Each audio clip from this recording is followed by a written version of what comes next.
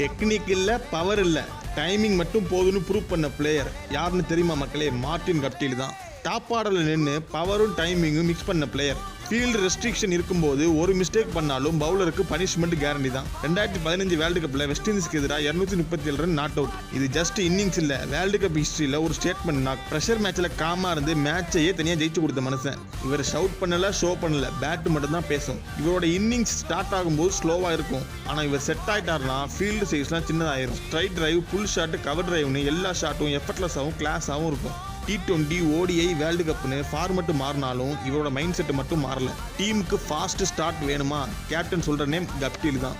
New Zealand கிரிக்கெட்டில் flashy stars வரலாம், ஆனால் கன்சிஸ்டன்சிக்கு எக்ஸாம்பிள்னா அது மார்டின் கப்டில் தான். ஸ்கோர் போர்டு மறந்தாலும் பரவாயில்ல, வேர்ல்டு கப் ஹிஸ்ட்ரி கப்டில மறக்காது. அண்டர் ரேட்டட்னு சொல்கிறது ஈஸி, இம்பேக்ட் புரிஞ்சுக்கிட்டா கப்டில் ஒரு மேட்ச் வின்னர் தான். நீங்கள் என்ன நினைக்கிறீங்க மக்களே? இவர் அண்டர் ரேட்டட் லெஜெண்டா இல்லையா? கமெண்ட் பண்ணுங்கள்.